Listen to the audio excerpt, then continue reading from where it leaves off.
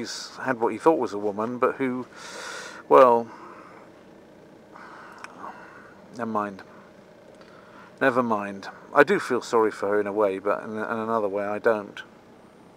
In a way I feel sorry for him, and in another way I don't. I'm a kind of mixture of sympathy and revulsion when I think of those two. They probably deserved each other. Anyway, they're in prison now, both of them, and that just goes to show that there is some justice left in the United Kingdom, because I don't think there's a lot of countries where people in that position in society would be able to get away with quite a lot. And a lot of countries not too far away from the one that I'm in right now, people in that position in society would get away with rather a lot more. So I just say big thumbs up to Britain, to Blighty. Of course, I'm not saying that our prisons are necessarily always places of punishment. Sometimes you could go to prison and have a bit of a, break, and on the taxpayer's account you're, basically having a bit of creative relaxation. But certainly for the first while, Vicky went off to, I think, Holloway, and I think she'll probably have had a bit of a shock. I don't know whether she's going to write a prison diary like Lord Archer did, but if you want to read something good, okay, read Lord Archer's prison diaries. And I don't mind calling him Lord Archer, okay? He's been through it. You can read his prison diaries, and I do feel sorry for him in a sense. Yes, he had lots and lots of character failings, but he's also done some pretty big stuff, and big people, they sometimes have failings. That's what tragedy's all about. And yeah, I'm glad I'm not in business with him, but nevertheless, I wouldn't shy away from him on the social circuit, because he's got to be an interesting person, somebody that can come up with some of the storylines he's come up with. I'm not saying it's great literature. It's not great literature, but the best thing that he's ever written is his prison diaries, because they're real, yeah, and you should read them if you haven't read them. It's all very well reading Cain and Abel's nice as a book. It's even better as a TV series, because, yeah, it was really good, actually, as a TV series. Yeah, I can recommend you watch it if you haven't seen it, and even read it as well if you want to read it. But don't expect fantastic literature from his pen, but,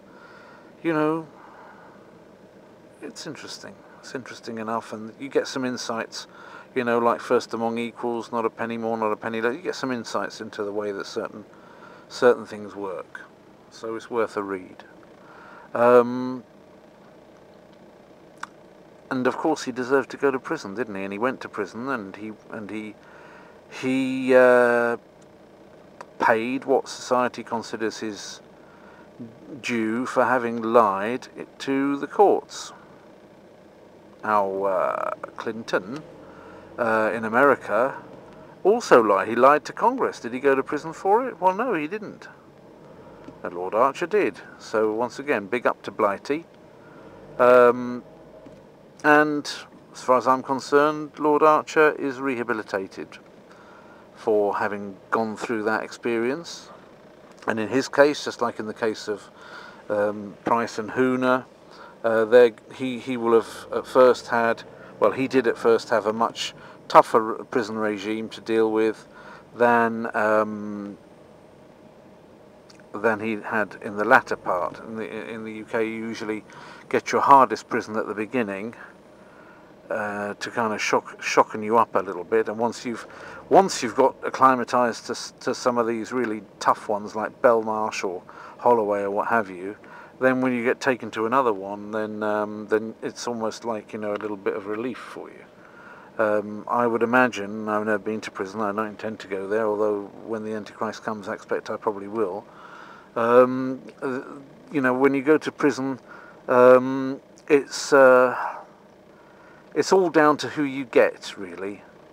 I mean, there's only so much you can do with a small room and a bawdy bed without much by way of home comforts. But, you know, when it comes down to it, it's all about the people. There's nothing like, I mean, bad food, discomfort, all of that's, you know, unpleasant. But you can deal with a lot of things. Whereas the things which can really drive you around the bend is if you've got the wrong kind of people around you, and that's the frightening bit, yeah. So who you end up in the cell with, that's the frightening thing. And not whether your bed's a little bit too hard, because that's going to be a couple of nights you'll be used to it, and you can get used to crappy food and all sorts of things you can get used to, but being in with the wrong kind of people in the same small space, that's the kicker. Okay, so we can only hope that that Mrs. Price or Ms. Price or Mr. Hooner get about the right level. Not too bad and not too good. I don't want her to have no punishment, but at the same time I don't want her completely ruined forever by being in with somebody that's just going to make her drive around the last bit of the bend that she hasn't already driven herself round through her own envy and jealousy. Should I even be commenting on her like this? Is she going to sue me? Well, she's a public figure, isn't she now? She did this. She's a public figure. I'm allowed to comment, aren't I? I think so. You know, I don't think I'm being unduly unkind. Anyway, let's hope for the best for her. Let's hope the best for her. Not too little and not too much. Δεν πολύ λίγο, αλλά δεν πολύ μεγάλο. How about that? You understand that, don't you, Vicky? Right. And I bet she was a corker when she was younger, you know. But now she's 60 and that's not so brilliant. I didn't think much of her, but when I discovered that she was that age, I thought, oh, well, then that excuses everything. She must have been quite a corker in her day. But it's funny, isn't it? Because we're getting back to the question of homosexuality. Is Chris Hoon really a homosexual? What he's got, I mean, obviously he's not your classic homosexual if he's been married to a woman. You might say, well, being married to a woman who was that much of a shrew, as some people say. I'm not saying that, I don't want to be sued, but, you know, and what would I know? I don't know her. I know she's a very clever woman.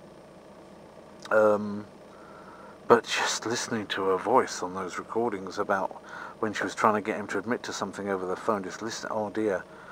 Oh, you know. Dear, oh dear, oh dear. I do feel sorry for him at that point. He was, you know, certainly as far as voices are concerned, I'd rather listen to his voice all day long than hers, that's for sure. I hope that doesn't make me a homosexual.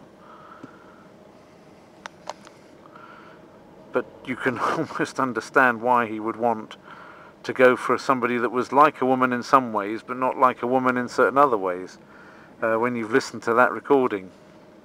Oh dear. I don't even want to try and impersonate her. But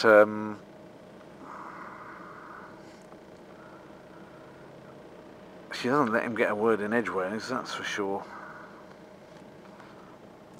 Right. Well, you're getting to see quite a bit of Vienna. Not necessarily all that much. There's CA Immo now. This Immo Finanz was earlier CA Immo. That's Kreditanstalt Immo, of course, originally. Hello, Mr. Waltenberger, if you're in there, if you're listening, if you're watching my stuff. Hi. There's Wüstenrot, another nice name to conjure by. Desert Red. And just to show how red they are, their company colour is yellow.